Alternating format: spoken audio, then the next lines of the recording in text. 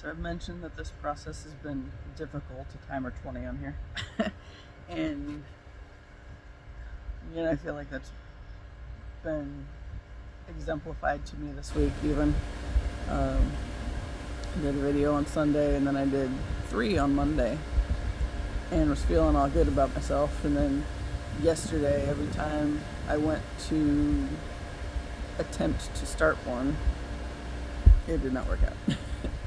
And like whether it was just my brain just wasn't throwing words out and I don't know, it just wasn't happening.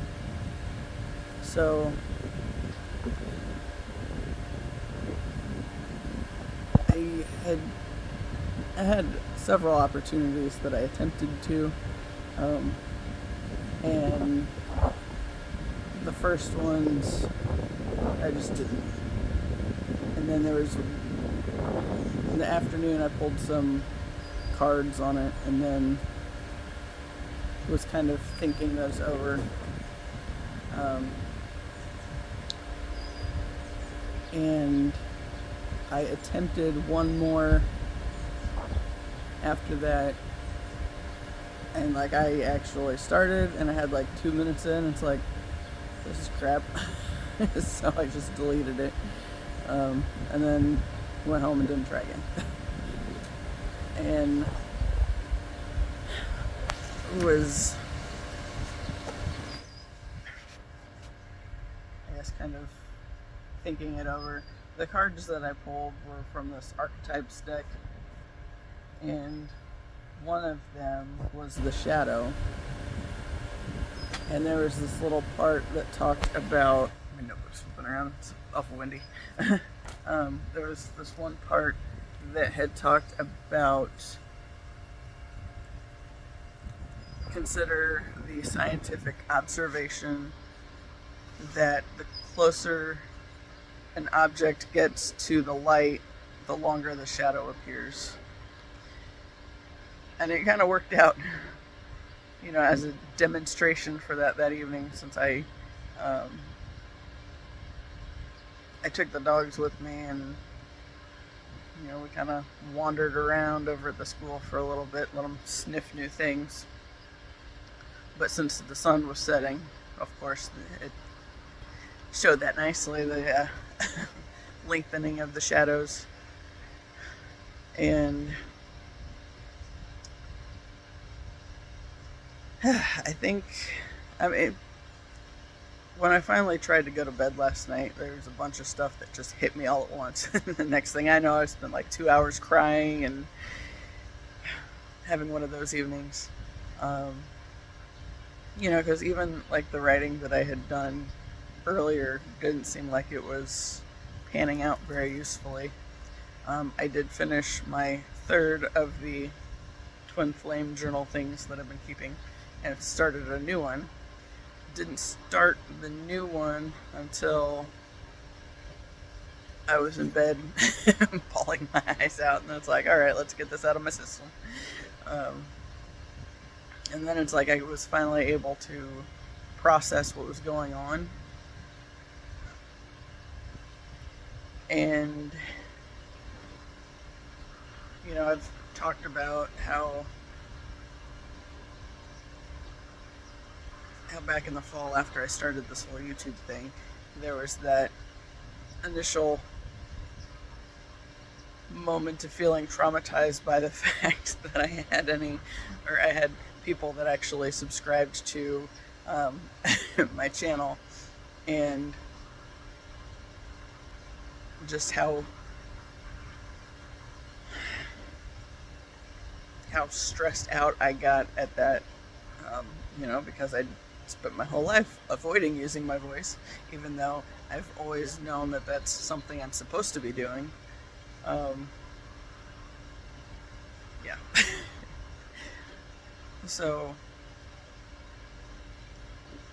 I've been getting these messages all along the way. There's 444 on my clock just a couple seconds ago,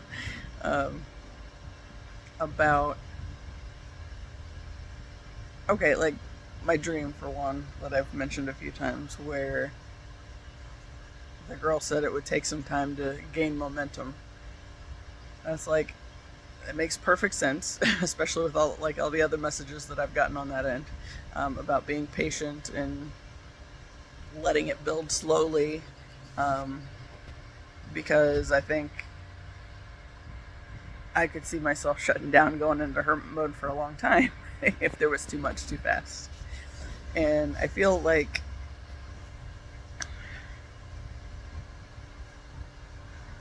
the way it's working out, it feels like I'm able to fly under the radar right now because who am I? Who cares? And in that time of getting used to using my voice and actually doing something with it, I'm not at the messages that I will be at and that I know I'm meant to share. And I mean, really, if my family were to see any of the ones that I already have out there, they'd be like, "Why are you saying all that stuff on there?" Because pretty much, just like cut myself open. This is this is what has driven me in a lot of my unhealthy behaviors over the years, and my inclination to want to disappear into hiding. Um,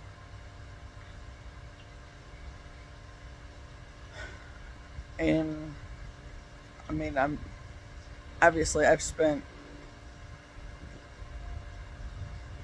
over 30 years facing the stuff within myself, and even further than that, like the stuff leading up to all the traumatic events that happened when I was 7 and 8. It's like some of those bad beliefs that really got kicked into action with the traumatic events, they'd started earlier. Like I know I felt a lot early on like I was too much for people around me, and that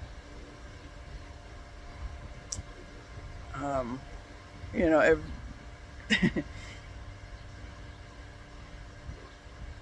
especially my family, I feel like they tried to force me to play small, um, because if I said something that was uncomfortable and they didn't know why I could look at a situation and see what was actually happening and not just um, masking what I saw, that was a problem, And then I grew up with this idea thinking that something about me was a problem, even before the problems came up. But um, yeah, I'm just trying to be less, because being who I was made people uncomfortable.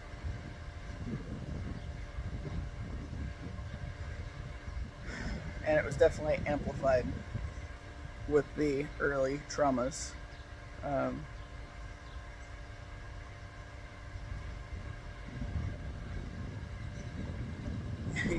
I've thought a lot about like the little dog that found us when I was a year old. Um, don't know where he came from. My parents have talked about their assumption was just that somebody passing through the area lost a dog and then they weren't able to find him. So, they had to go about whatever they were doing because they weren't from there. Um, and we ended up with this dog that was surprisingly well trained. um, and didn't have to do the work. But he was, from the time he got there, he was always my protector. And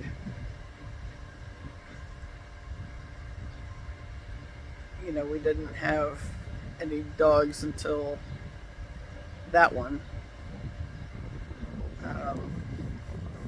And like the one that I was around, that my great grandparents had early on, he was always on a chain down by the doghouse and wasn't part of the family because that wasn't what they cared about back then. But this little dog, they initially tried to keep it away from all the kids because my mom babysat, and they didn't want a dog with a problem around little kids. And then he became my protector.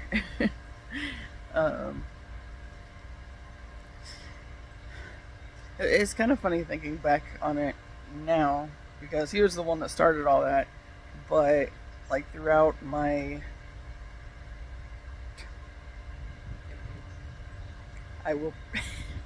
I make no promises about not crying today in this video because I spent last night doing it. So,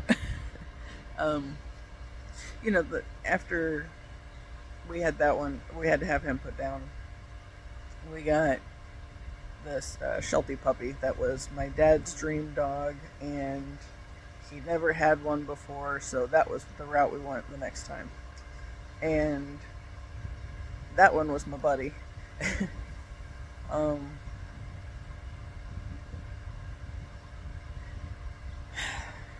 And then we ended up after we had her a couple years, my dad found out from somebody he worked with, I think, about another Sheltie that somebody had and had it just thrown in a barn with 3 big dogs that wouldn't let it eat. When we went to look at it, he was like just covered in mud, so you couldn't even tell what color he was. And the guy that had him brought him out, left him with my parents, said if you want him, take him, if you don't, throw him back in the barn. And then left, went in the house and just shut the door. So we ended up taking him as part of, that was really my first experience with an actual rescued dog. And that one and some of the rescues we've had ever since have been the most grateful for the lives that they end up with when they end up in a good home. Especially my little rat terrier Doogie, which I got him. He was the one, I found him on Pet Finder, and he was at the local rescue, and he reminded me a lot of the Chihuahua mix, Chip. And so I volunteered at the rescue very briefly to end up with that dog on the foster to keep program. And it was just a matter of getting my mom warmed up to the idea of allowing him to stay. Of course, that wasn't in the Tracy and Rocky years. That was in the Chance, Maggie, and Molly years. But the deal with Rocky, it was my first experience with a rescue dog, and he was a damn good dog. It was also, we had another dog briefly when I was growing up. It was like a golden retriever shepherd mix. My big experience with that dog was little kids with bad ideas, and somehow I don't know if I got dared to do it or if it was just a bad idea that I came up with, but I ended up on top of this dog's doghouse, and he was chained down at the end of our yard, kind of like the dog at my great grandparents' house, always had been. It's like he was a lot of dog, and I ended up on top of the doghouse, and then he was all excited because somebody's down there, at the doghouse, and he's, and God only knows, probably thinking that I'm a freaking chew toy or something. At least that was my terrified interpretation as I started screaming on the doghouse and couldn't get back down because I had his full attention at that point. Yeah, not sure why, but that's what happened. Yeah. And that dog, it was kind of weird because I think we went on a vacation or something at one point, and my mom and dad asked the neighbors about keeping an eye on him and feeding him while we were gone. And when we came back, he was gone, like he'd been rehomed. And I don't know all the details with that. My mom said, I think, that they just got rid of him without us knowing whether there was any kind of push that if it happens, that's okay. I don't know. I was too young, but it was still a traumatic event to leave with this dog and then come back and there's no more dog, and not know any of the story. But whatever. That one I was terrified of. And probably as much as anything just because he was bigger than I was. I don't know if somebody else was on the doghouse with me and there were two of us with bad ideas. But yeah, it was a hot mess.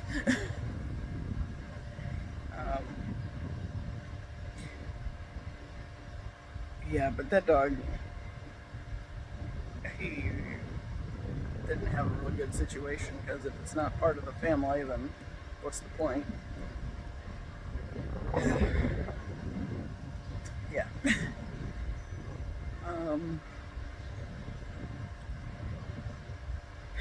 So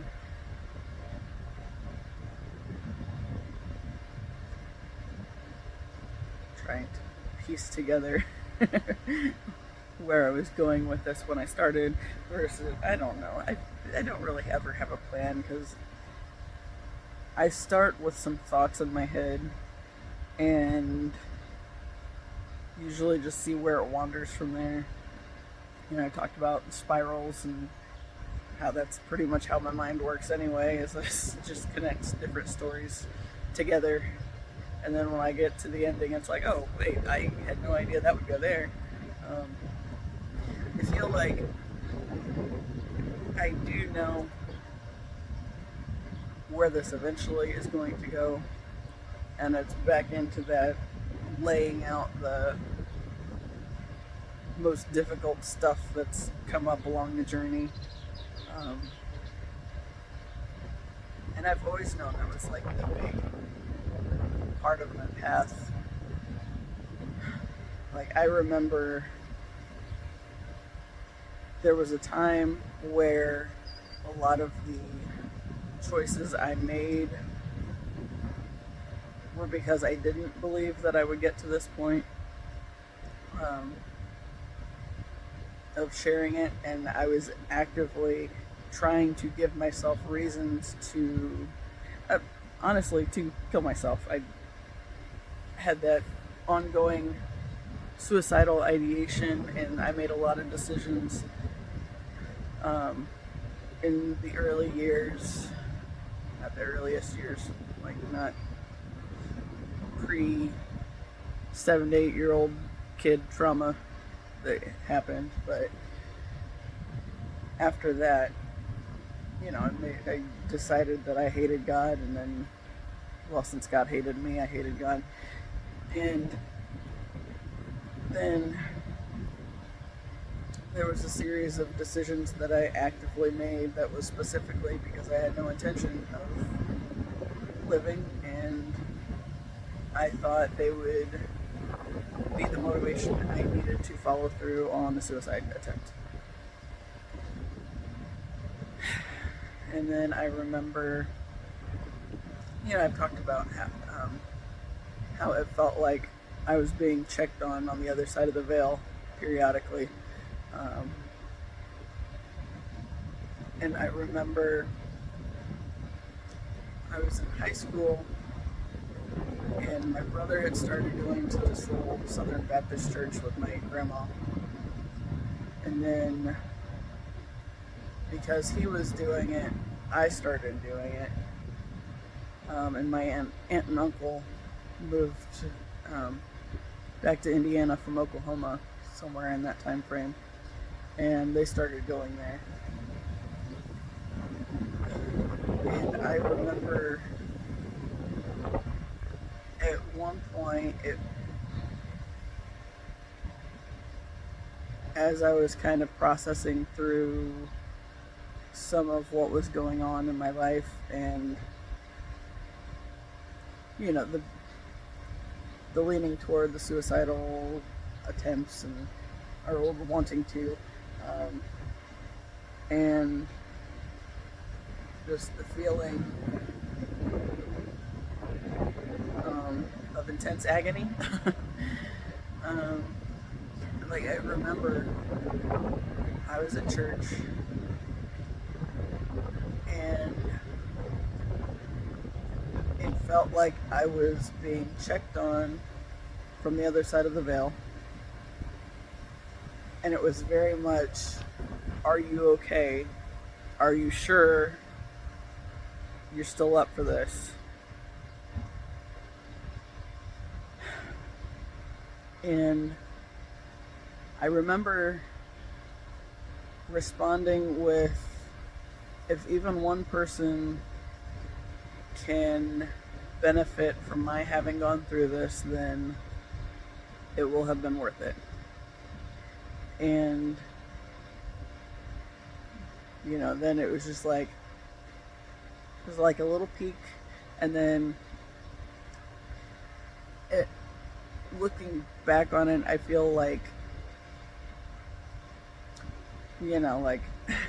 they were giving me this peek onto what's on the other side, and it was like bright and sunny and happy. And once I said that if even one person can benefit from it, then it will have been worth it, it was like it just slammed shut. So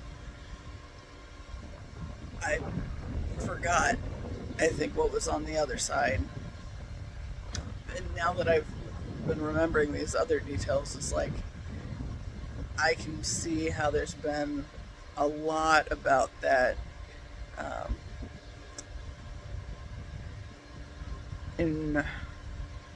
throughout my life. It's like, you still good? Like I've been being checked on, and then after I decide that I'm still up for it, still pressing on, then I lose it, and until I've been doing this work, and it's had reason to come up, and a lot of it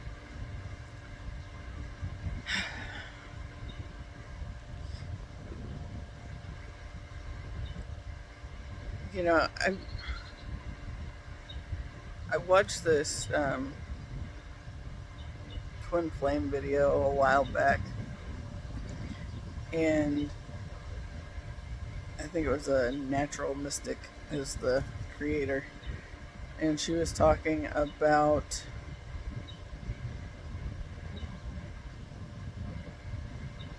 how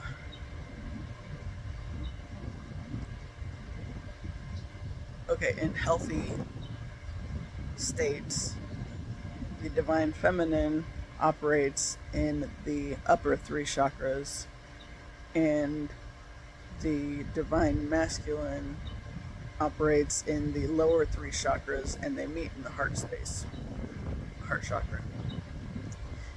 And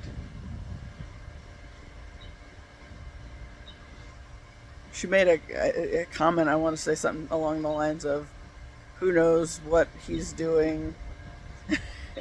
I think in the unhealed states, basically, um,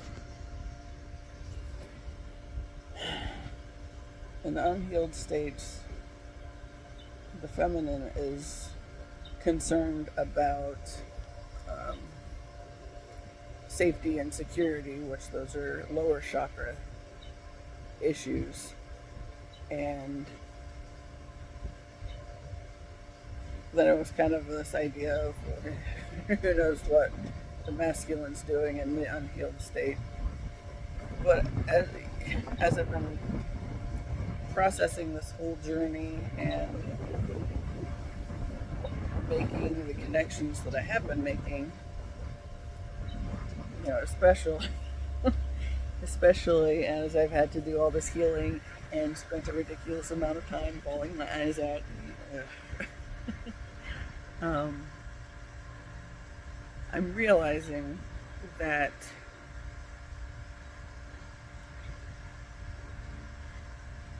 okay, so just looking at the world today before I get to the other part. I've heard a lot of the unhealed feminine types that are concerned about the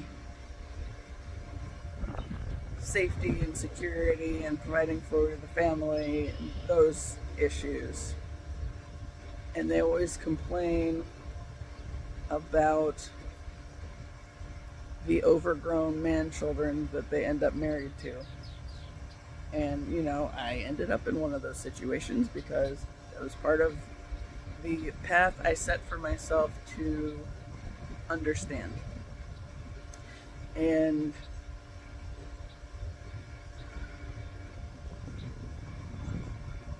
there were, it's like in the unhealed state, we accept garbage behavior.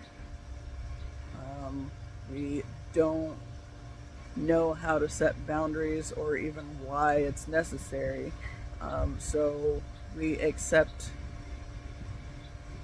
behavior from others because, and I can speak to this specifically for the version of me that actively got into a connection that I never should have, with my ex-husband.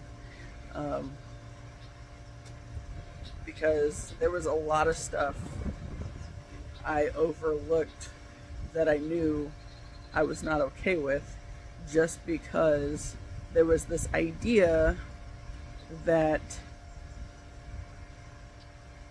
being with somebody was better than being alone and at this later stage in my life and still having to rely on my parents to help me do anything, like exist, because this annoys the crap out of me all over again with just the fact that I have to be there now, and I know this whole process is part of why I ultimately set it up for myself to do this, because it was never about being me. It was never acceptable to be me at the full capacity of who I was meant to be, who I came here to be. I always had to play a lesser version of myself to fit in with the world around me. And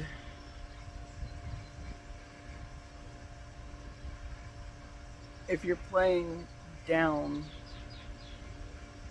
to fit in with the world around you, I mean, you're not setting yourself up to do anything more than what's always been done. Um,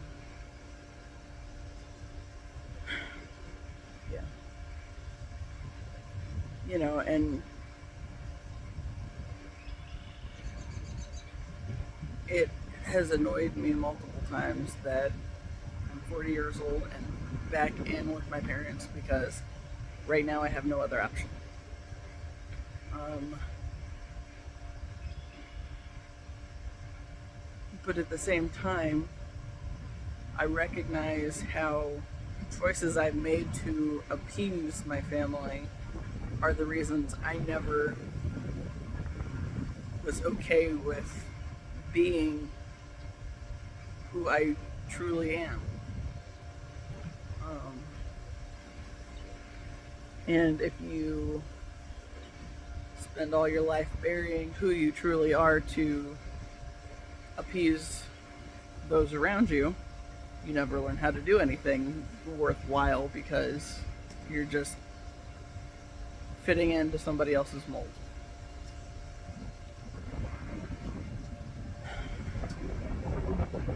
That's not what any of us came here to do, but since so many of us have gotten sucked into believing that's the thing we have to do to survive.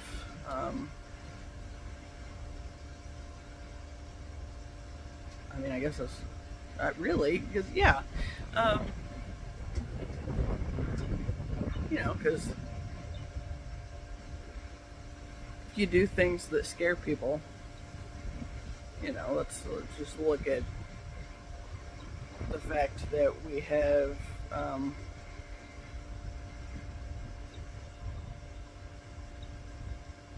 look at mental health. I worked in mental health for several years, and I think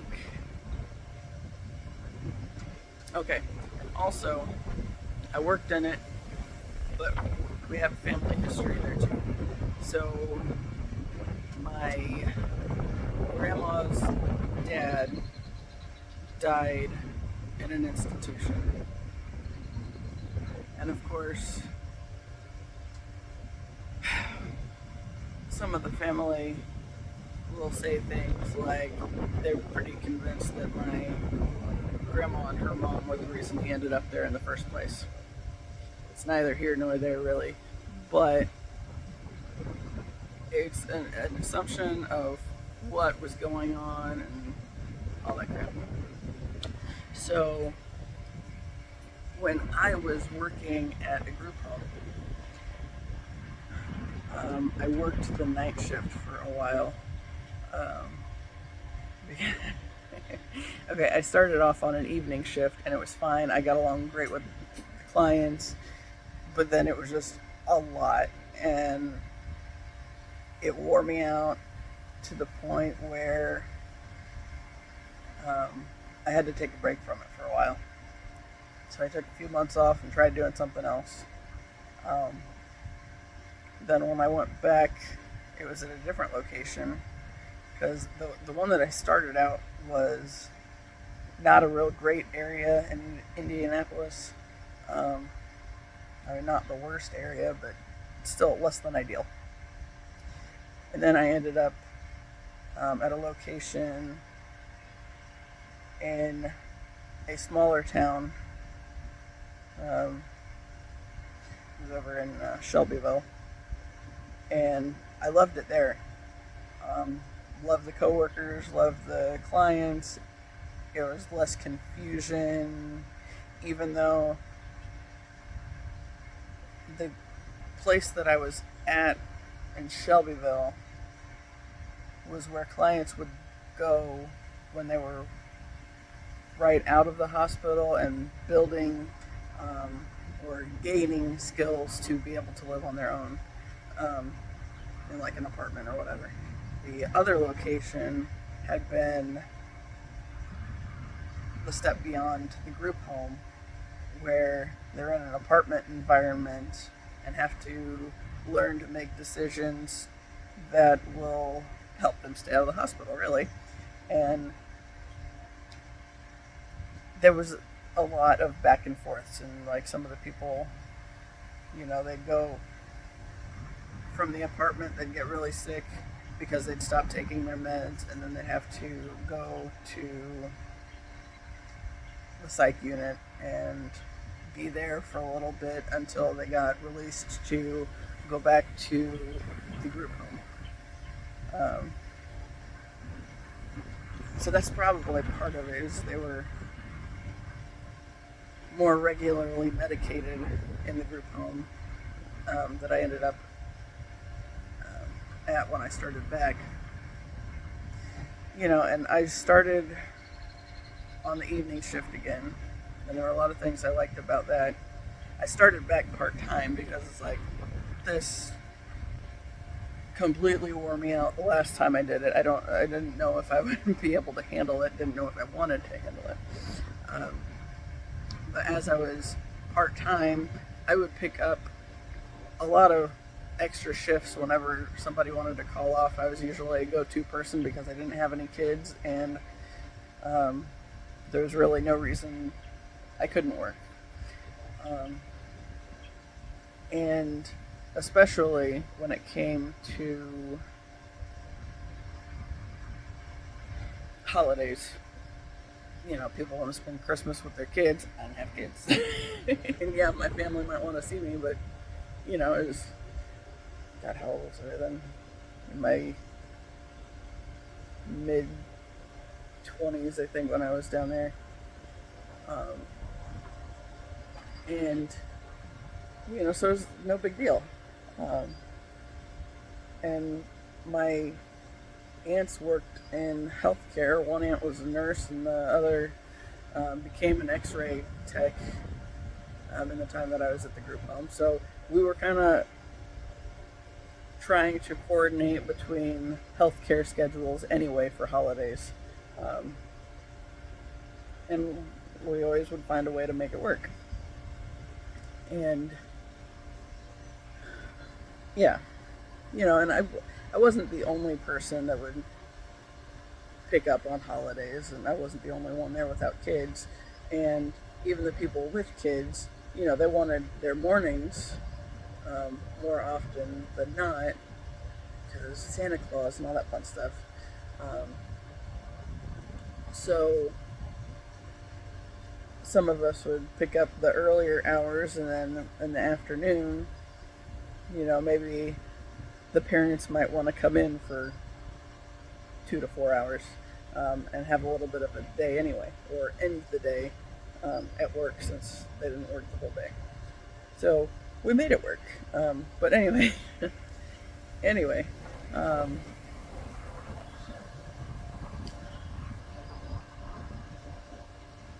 while I was part-time and picking up extra shifts wherever I could, we had these 2 night shift guys that were both in their 70s.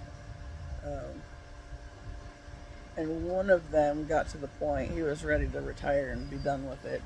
And he was the part-time guy. So when he did that, I picked up his part-time night shift.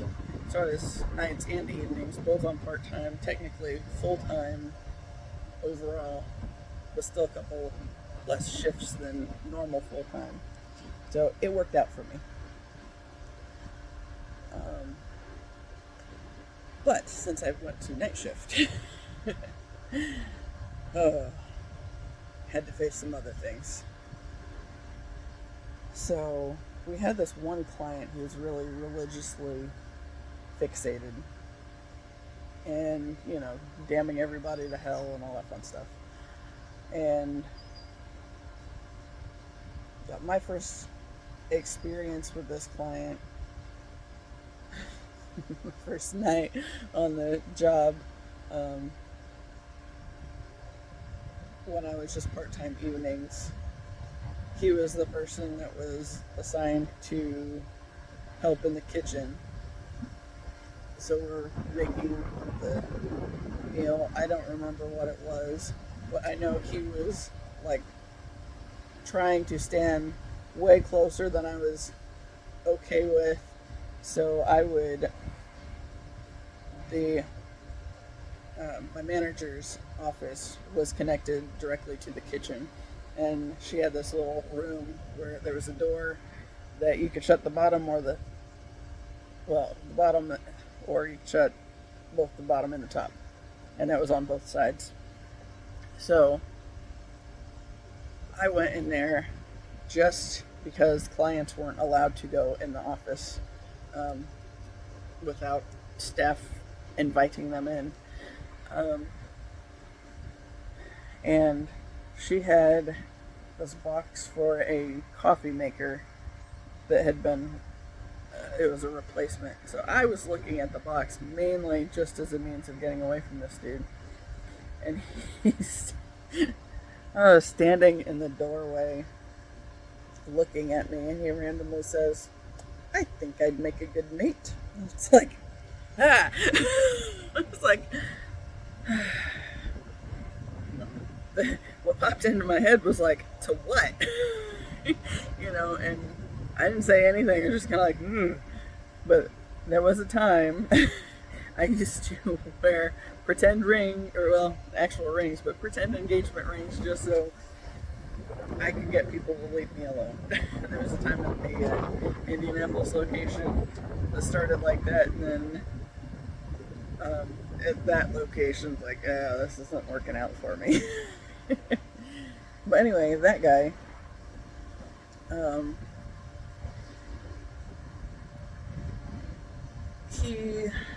the entire time I worked with him there, he was pretty religiously fixated. And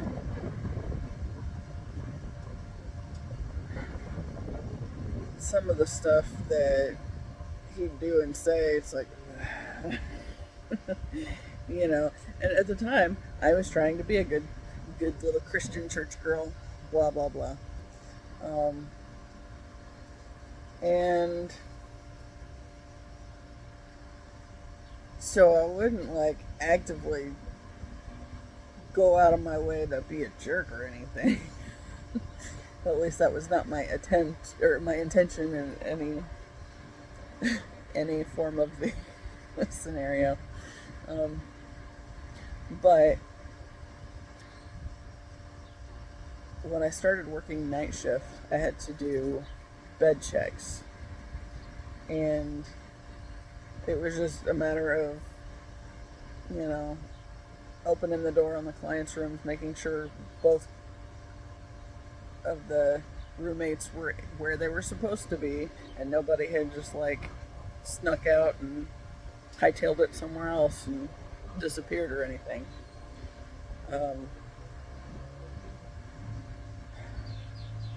When I started out, all the clients were male. And then at one point, when we ended up with a free room because clients had moved out, at some point it did, some of the females did get added in over there. But they were not supposed to be in each other's rooms ever. Yeah. And when I was doing bed checks, it always creeped me out to check on his room, because it felt like there was this dark, ominous presence that was just like glaring at me anytime I would open the door. It was like, and mind you, these had to happen every hour. It always gave me the heebie-jeebies. And then, I was telling one of my coworkers about this one night. We worked on evening shifts together and got along really great. And, we used to talk about like the house being haunted and stuff like that. And I told her, it's like, I hate doing bed checks and opening this guy's door. It feels like there is something there staring at me, wanting to threaten me in some way. Um, it was just a feeling. I was like, ooh. Not that I could specifically see anything directly, but it always creeped me out. And then, when we had a couple of the girls there, the one that said it was one that I had worked with at the Indianapolis location, and she was pretty intense. She was about she was slightly taller than me, which I'm 5'8.5", so I'm tallish anyway. Or average tall, I think now is more appropriate. I don't know. Anyway, she was just a tiny bit taller than me and a little bit heavier than me, but she was always very intense. And when I first started at the Indianapolis location, she was the one that was on the way out the door to the hospital. There were my boss and some of the other staff were discussing with the case manager, trying to get her admitted and do all the doctors and all that they needed to. And I basically got told to just keep an eye on her, keep her safe, make sure she didn't do anything she wasn't supposed to or disappear or whatever. So it was in this back room of the office at that location, and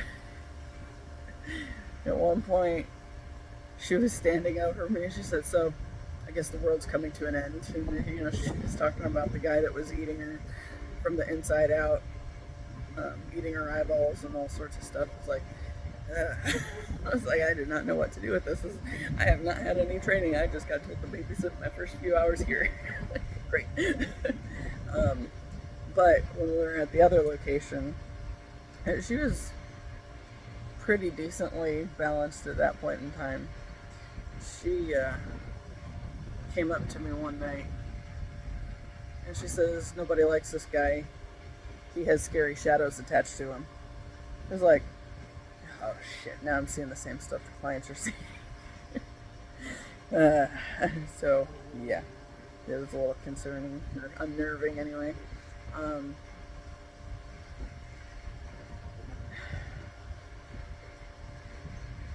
It was one of those things that just made me realize that I think when it comes to matters of mental health, a lot of what is unacceptable because of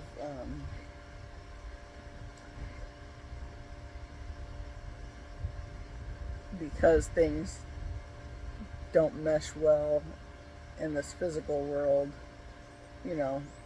people are still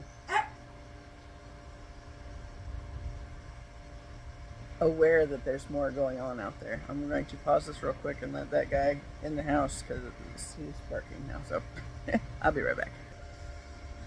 Okay, he changed his mind when I went in and then he came back out. So anyway, I think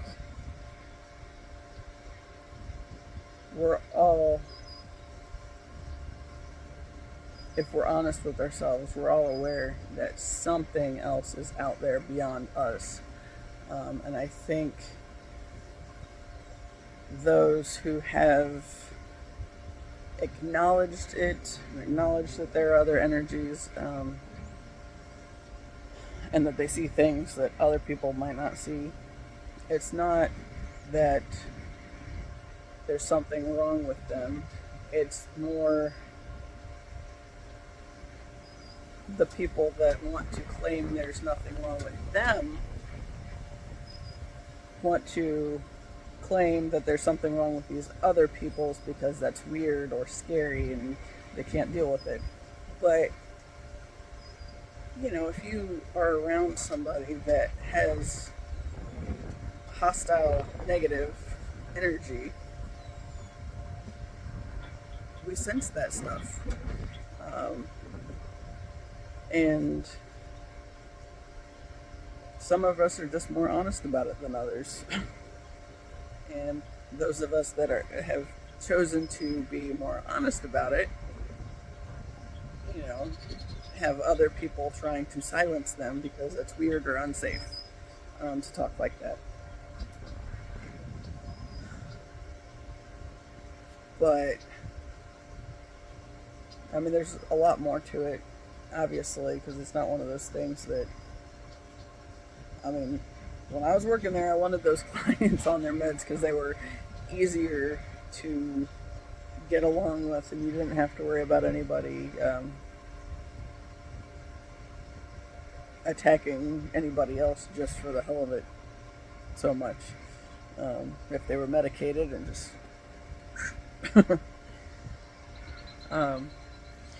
I mean, but realistically, I think everybody I worked with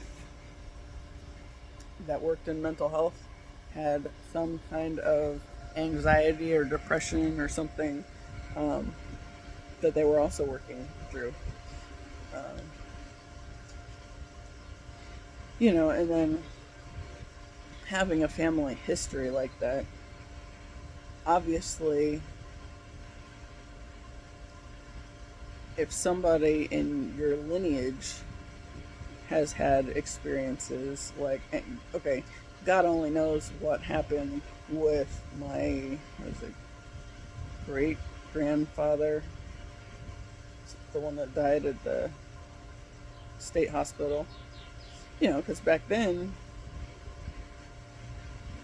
I've heard stories about institutions that would lock people that were actively cycling with their illness away in like the basement or something, and well, that's not going to go well.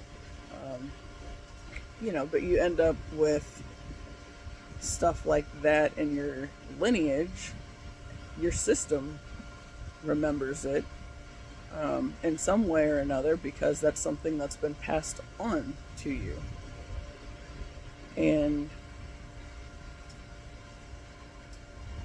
I think that's a big part of where I get hung up on I know what I'm here to do, and it's to share my story so that other people who hear it can connect in some way to it and be able to find healing because they know it's possible, because that's what the purpose of my journey has been, to find healing for myself as well. So the stuff that happens to our ancestors, it just gets carried on and passed through the line until somebody stops denying that it's there and chooses to confront it and allow it to be healed. And I've had other experiences. That was just like the one with this one client in mental health. When I was in undergrad and living off campus,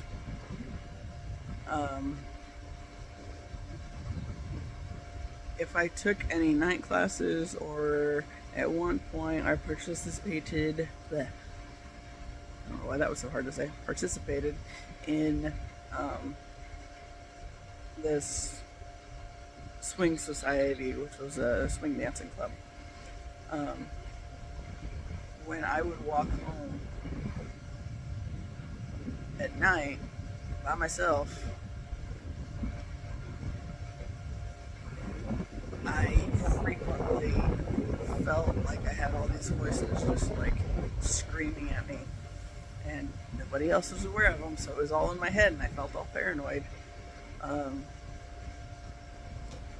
And I had one day when I got to the house, I was like in the early afternoon. I want to say it was like 3 o'clock ish. Um, I was done for the weekend because it was on Friday, and it was the only time I was in this house without at least one other person there for a while. I was completely by myself. Um, and it was just for like 2 or 3 hours. It wasn't any huge kind of deal. But we had to work it out with the parking situation, make sure those that needed out could get out and all that fun stuff. Um, and I went into this house, and actually the entire walk home, of course, mind you, I was in psych classes anyway. Most of, well, I mean, they were all psych and religious studies stuff. Those were my two majors. And I walked home, and I'm just hearing like this. It sounds like people laughing at me. It sounds like people saying things, and like the walls closing in kind of stuff. And like the further or the closer I got to the house, like the more I was like clamming up and not wanting to go in. And I don't know, was it the house? There might have been something with the house, who knows. But I think mainly it was me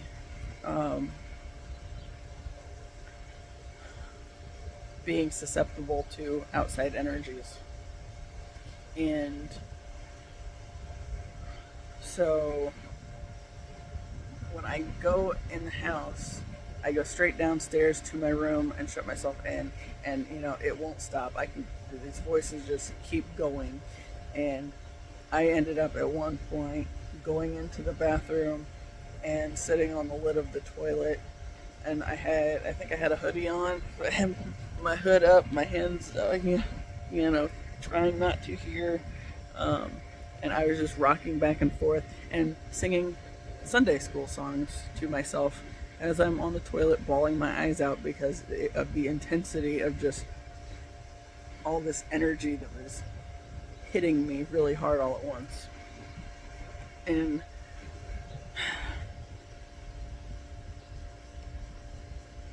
I think the next week or so in one of my classes, one of my psych classes, we listened to an audio of what it was like for somebody that basically was having a schizophrenic break, and it was exactly the stuff that I was hearing.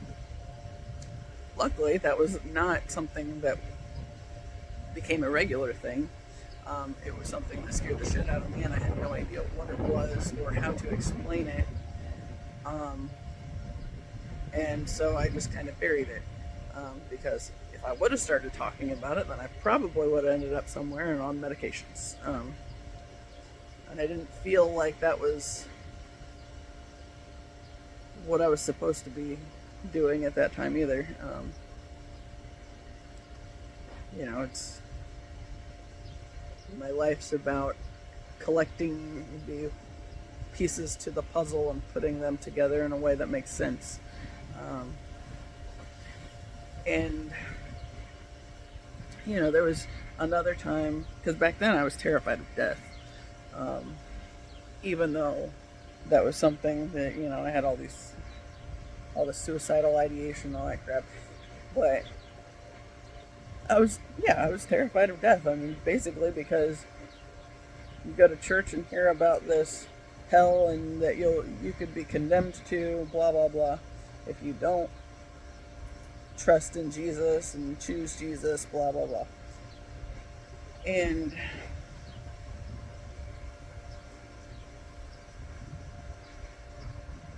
what I am realizing the further I get away from that is the hell that he was talking about at any point was not somewhere you go when you die. It's basically we come to this planet and that is hell because we lose sight of who we actually are, and we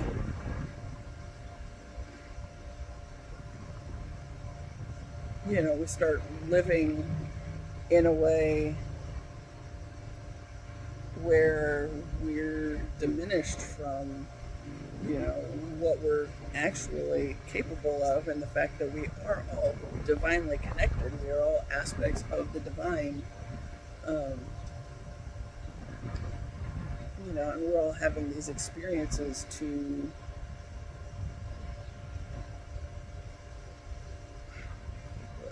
learn more about who we are, and the interplay of other people out there who are also aspects of the divine. And I look at it,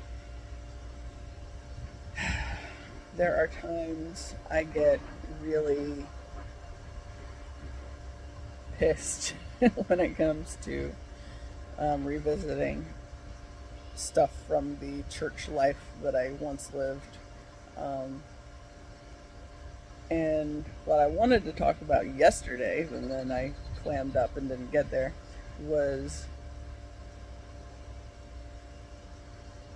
that's the whole double-edged sword. So my cousin, got the rumor going about me and all that bullshit. His line, he's a product of the line that is very free, and I've heard stories about everybody in town knew his grandma was having all these affairs, but she was still married, and my grandma's complained about how she would just go on and on about how much her husband loved her and would never leave her and blah blah blah. And then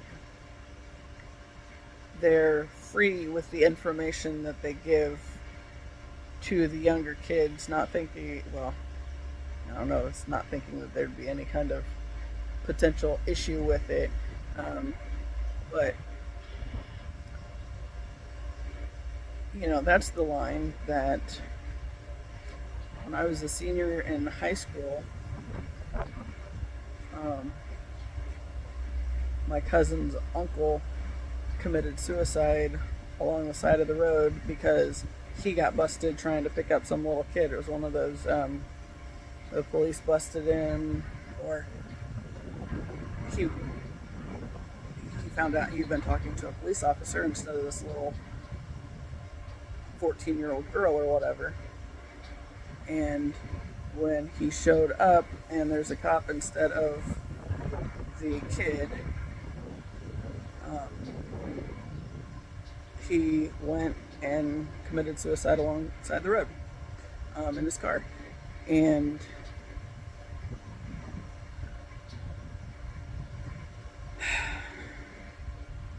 I think they found,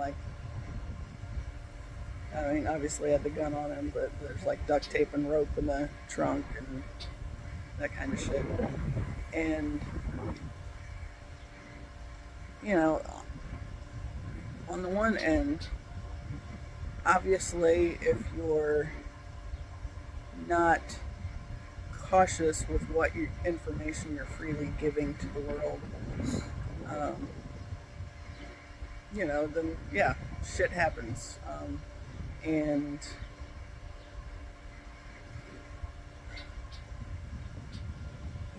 on that,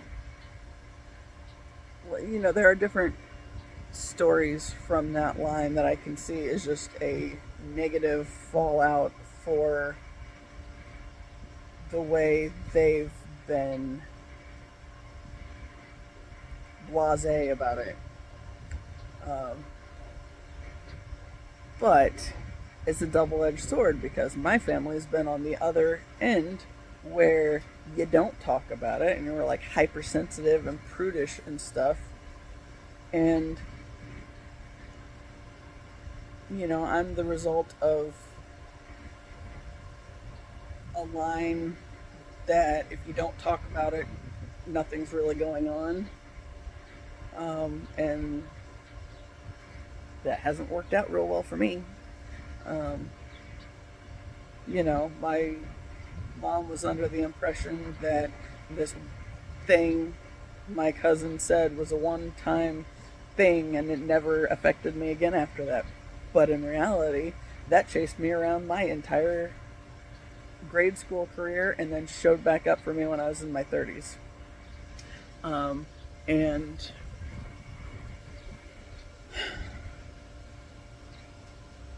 when it did, okay, the first one was Chris was one of the bullies.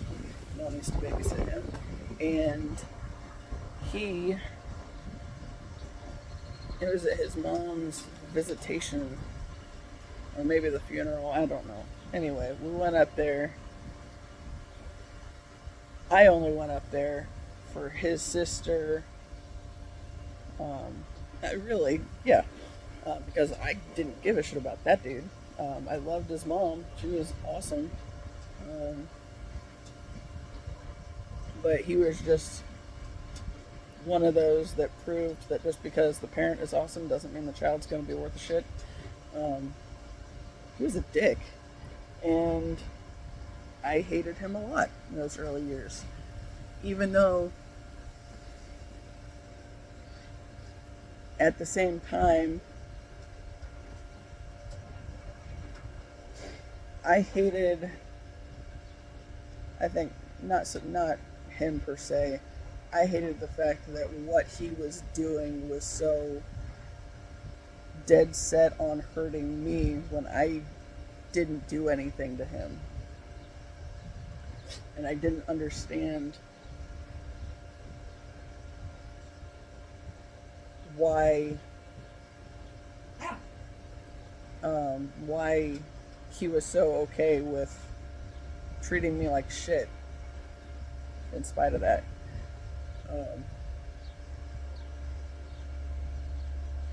And then, so yeah, at his mom's either funeral or visitation, here we go again, the dog, he was looking at me with a snide look on his face like he knew something about me. He had some kind of information about me, and it's like, fuck you, dude. But everything in me that had internalized that I was bad somehow, that came right back to the surface. And then the other one was the other bully that she babysat as well. His name was Nick. And my mom bought puzzles off of him and his wife for my niece. And I went with her to pick them up. And he was looking at me like he knew something about me. And he was like 35 years old. And I was 35 years old at that time. And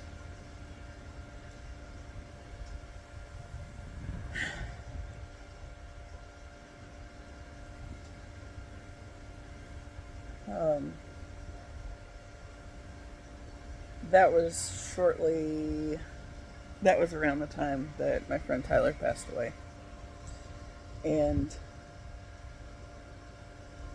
I think that was maybe even a trigger for me starting the process of healing from all this bullshit and actually being able to process it and put it down on paper and realize that all these things that had followed me around weren't even true.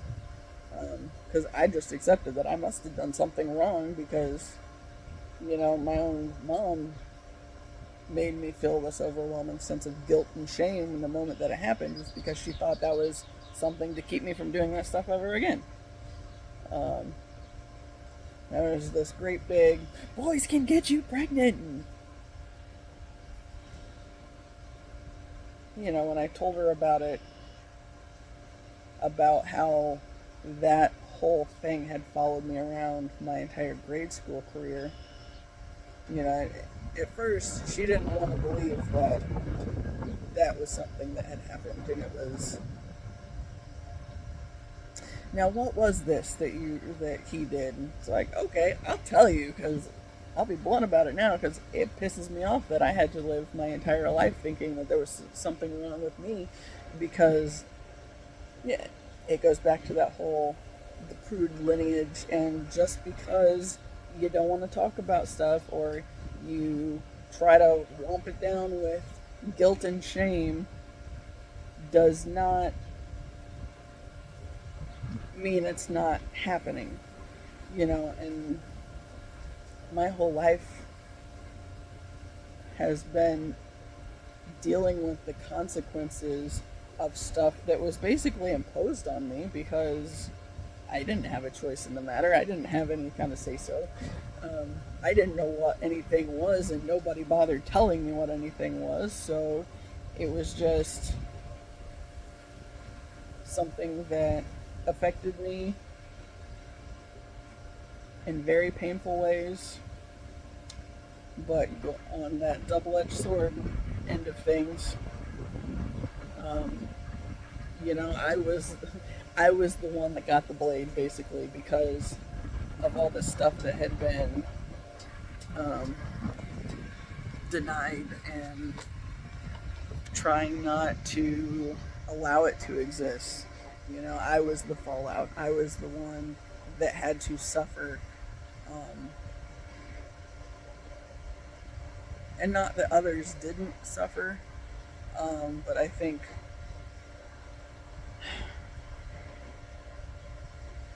mine was more directly affected by it in a way that couldn't be completely avoided or denied.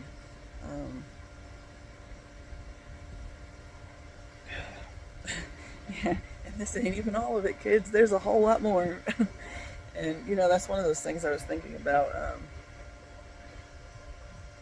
when I was. Okay,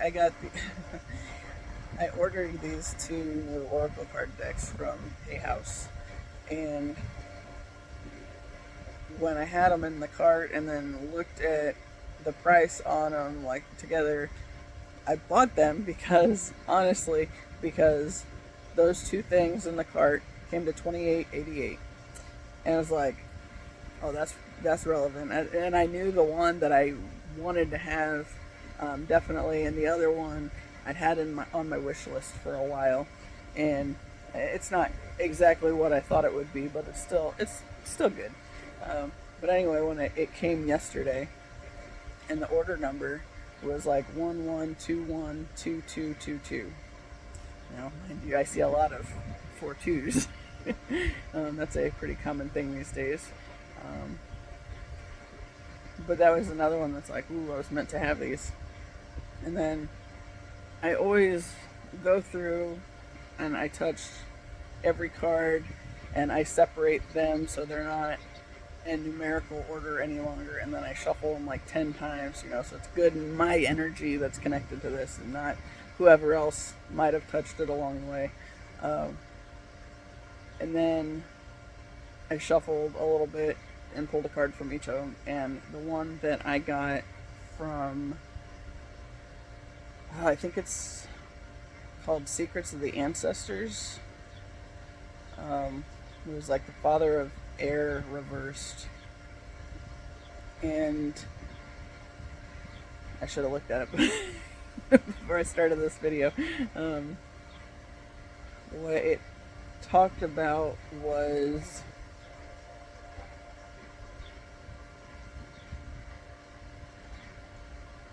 it was something along exactly fitting to what I was dealing with yesterday, and it talked about don't be afraid of sharing your story. I'll figure out what it was exactly and put it in the information. But you are powerful. Yeah, I don't know. Anyway, there was something, I don't know if it was that or from the other one that was talking about flying below the radar right now. It's like, you know what, that is, I know and have known that like the YouTube stuff would be slow to gain momentum, because right now it's a matter of getting me used to putting these stories out there and telling these stories in a coherent fashion, because not all of my videos have been entirely coherent. I'm aware of that. You know, and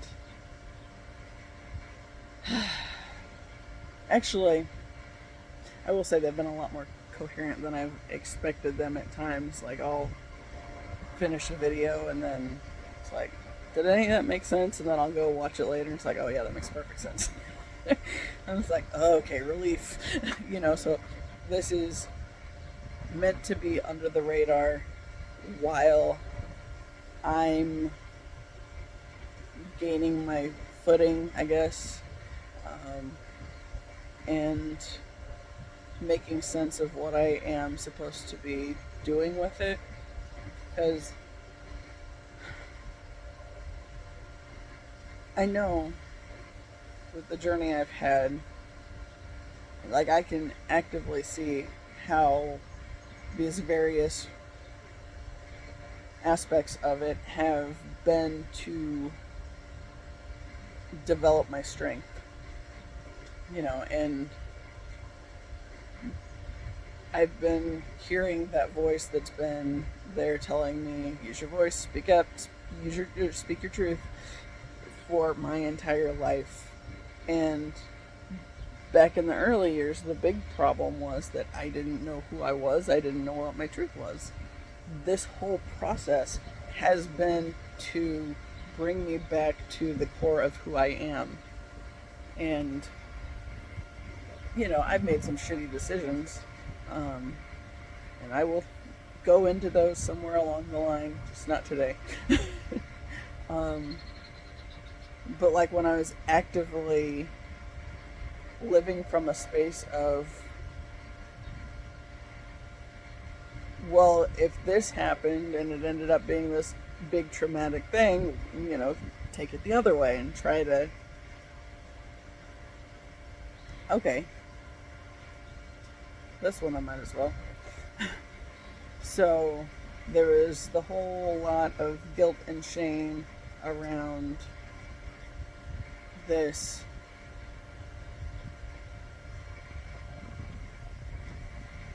assumption that my cousin had had sex with me. And, you know, the fear tactic of boys can get you pregnant, that didn't help the issue, because nobody told me what sex was or faced any of that. It was just this rumor that, well, this thing that he got started that got dumped on me, and then it became a point of, well, is it really such a bad thing, this whole sex thing? You know, is that the problem? But if boys can get you pregnant, girls can't, right?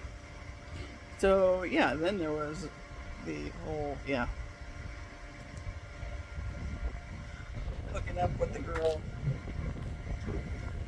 to see if it was as traumatic of a thing as it was imposed upon me that it would have been with the boy. But then, because I knew I wasn't actually interested in girls, even at that age, then it became a matter of feeling an immense amount of guilt, because then I could see how it was specifically not because I cared about somebody, but specifically just to see if this thing was as bad as everybody made it out to be.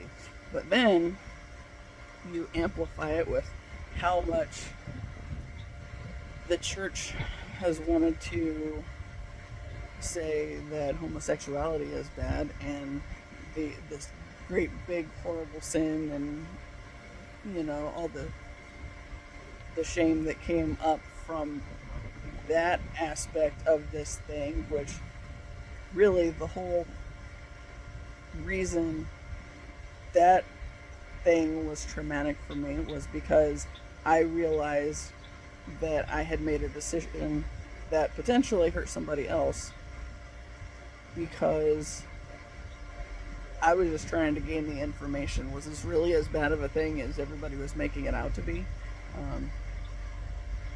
And since boys can get you pregnant, I didn't think I had any other option on figuring that out. So, yeah. But then that did become a source of pain that I hung on to real tightly, because regardless of what they said about Jesus and needing Jesus to save me to not go to hell, what I saw and what I experienced was I was already there, and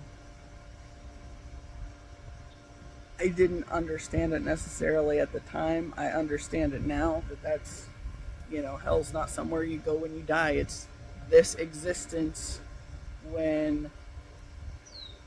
basically when life assaults you in all the various ways because you forget who you are and what you came here to do. That's where the pain comes in.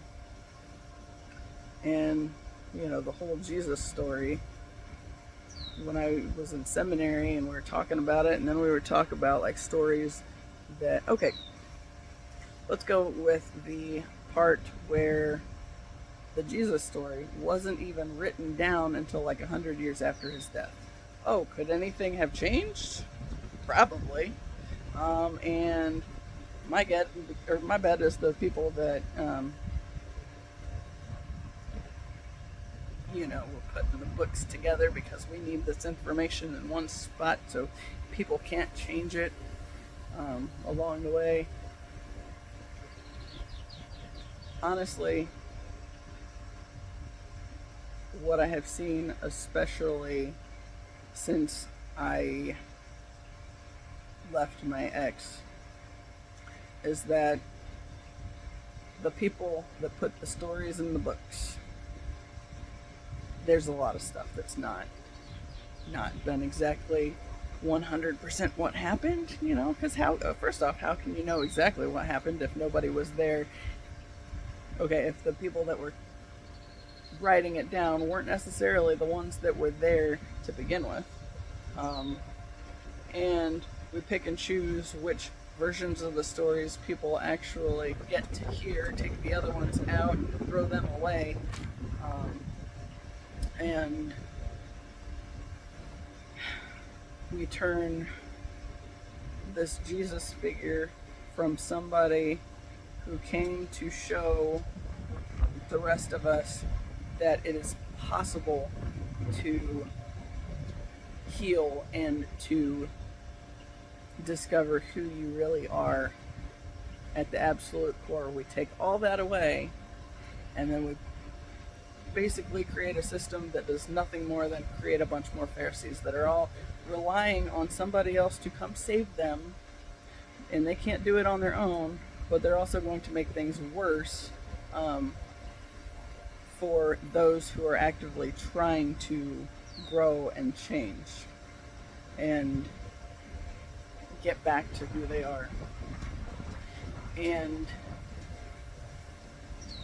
yeah.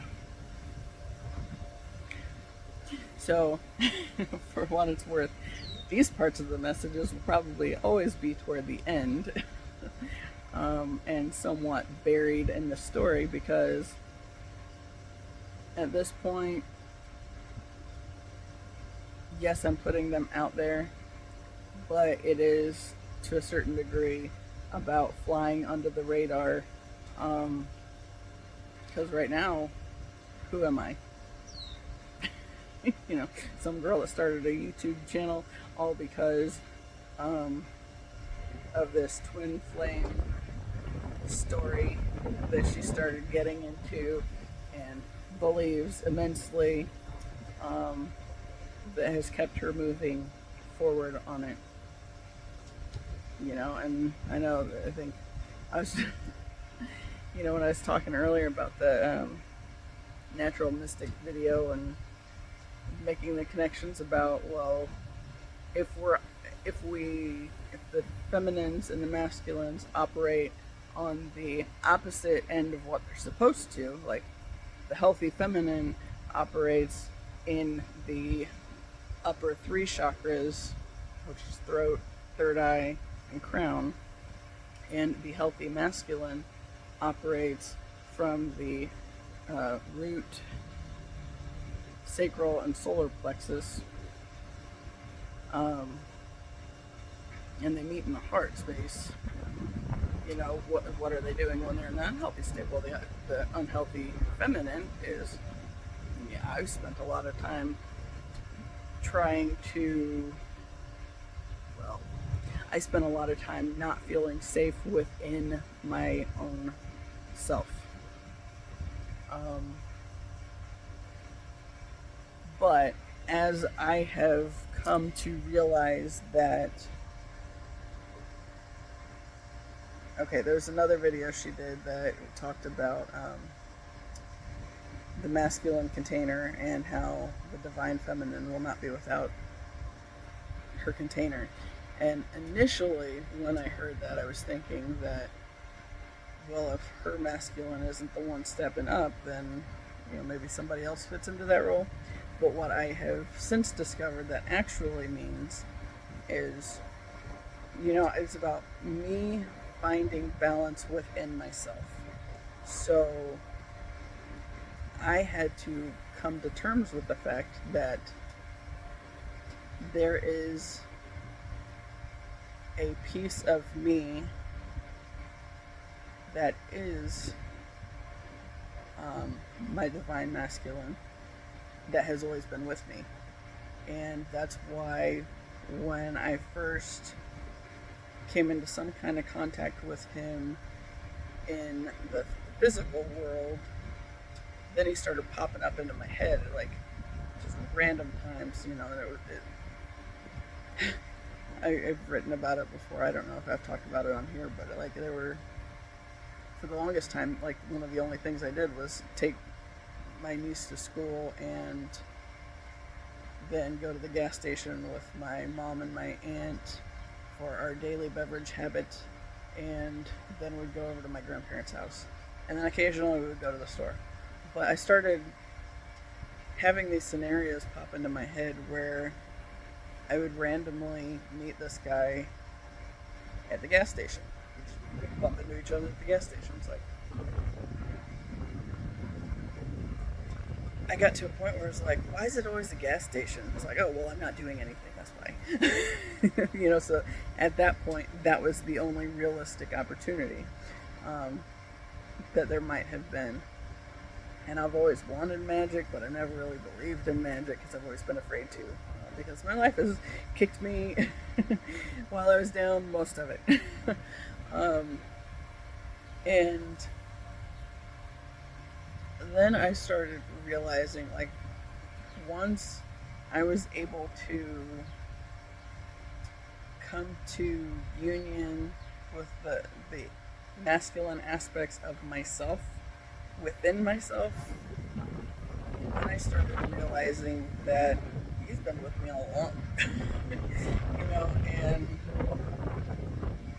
And seeing his energy and how it has been literally dancing around me my entire life. So the divine masculine container that I was looking for was always within. So once I brought those two elements to union within me, it's opened me up to dream a lot bigger and to want to go out of my way to do other things from time to time, to open myself up to the possibility that today could be the day. I don't know when the universe is going to bring around. I had this idea at one point a while back where it's It'd be pretty cool if I saw my birthday show up somewhere, like the day I meet him or whatever. So it'd be like this little insight that I would have that it's coming, and okay, so there was this weekend. It was leading up into the weekend. I got my ear piercings. Um, I on Friday, my cousin asked me to, not the cousin I always talk about, a different cousin. He asked me if I would pick him up from the collision center where he had to take his car because he'd gotten broken into, and drop him off at the rental car place. Well, the rental car place they sent his rental car to was like 15 minutes away from where he was at, and there was another place that they were supposed to send it to that they didn't. So I went and picked him up and helped him out with that. That day, I ended up, when I was on my way to go pick him up, I was behind this truck that had 7981 in the license plate. Now, my birthday is 7983, so I don't see my birthday places very often, so I wanted to see my actual birthday in order. Well, the next day, and after I dropped him off, I had my first appointment with Annie for a reading. The next day, I saw 7982 somewhere. I was like, is this like a nudge that something's happening? And yeah, the next day, which was the day I got my piercings, so it was Sunday, I see 7983 on the truck license plate. And it was in like a far lane. I was like, oh, is that really what I saw? I got really excited for the moment. And then I was like, okay, if that is what I saw, I want to see my birthday again. Well, I ended up stopped at this area where like there was this wall a few yards in front of me because the road kind of curved, and on the wall was a phone number that was 3897. It's like my exact birthday in reverse. It's like, huh. It's like, that's still relevant. I feel like that's still relevant. So what happened was I started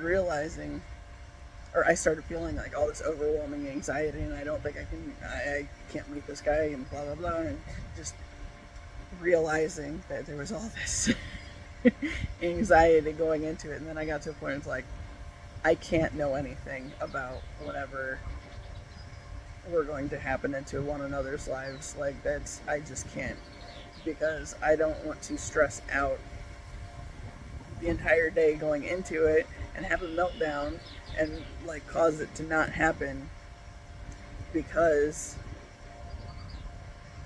I saw my birthday and then I freaked out because I thought it meant something. So it was like this 3-day process of me realizing that I don't want that information. That is too much for me to handle, and I can't deal with it. That's too much stress.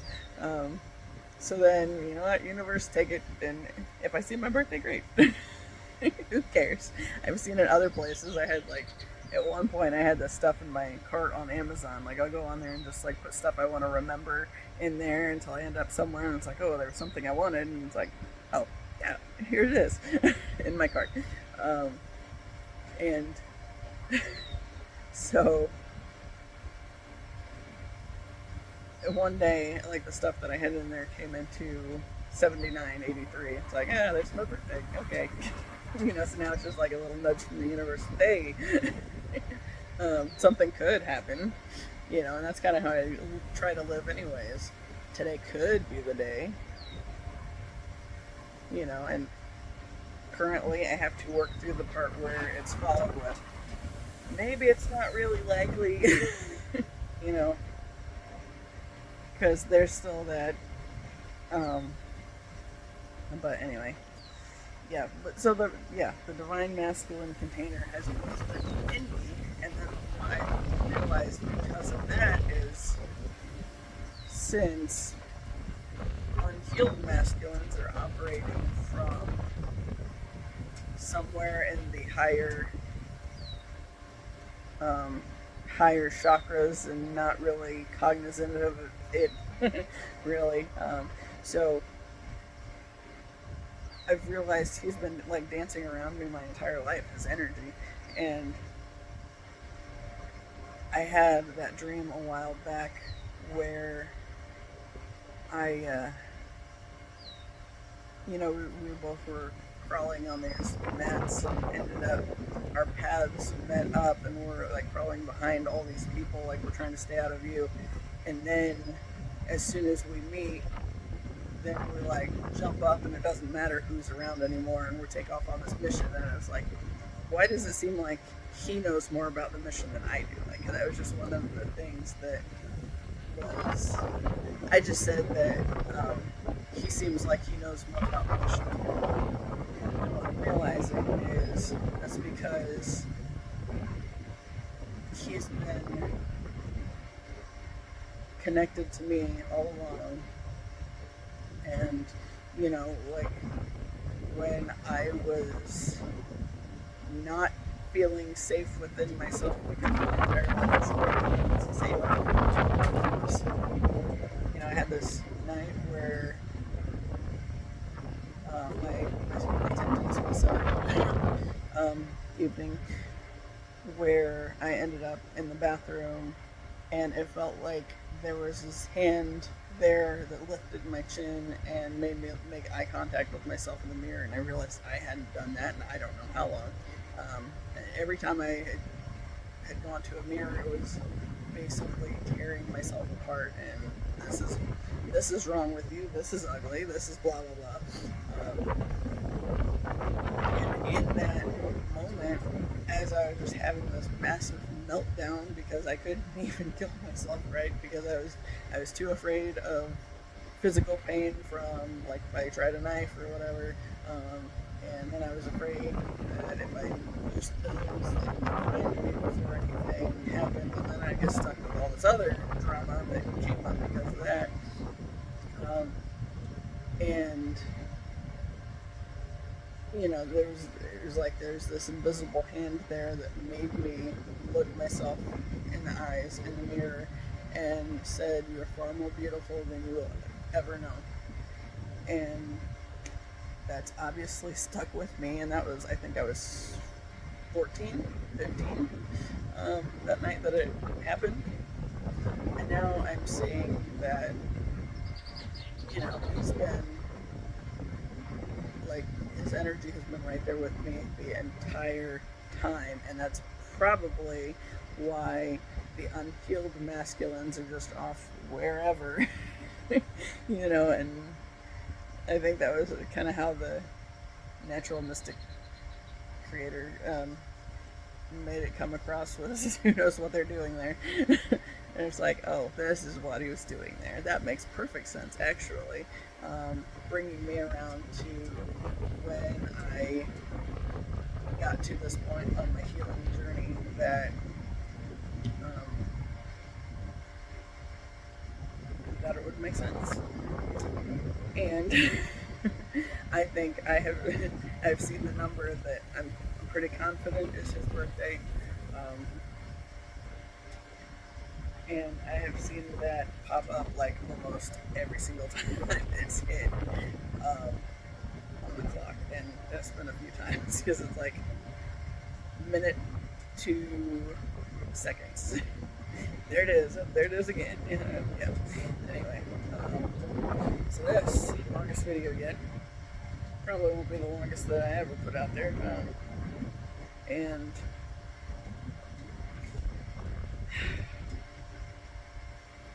I don't know. Like I said, right now it's all about.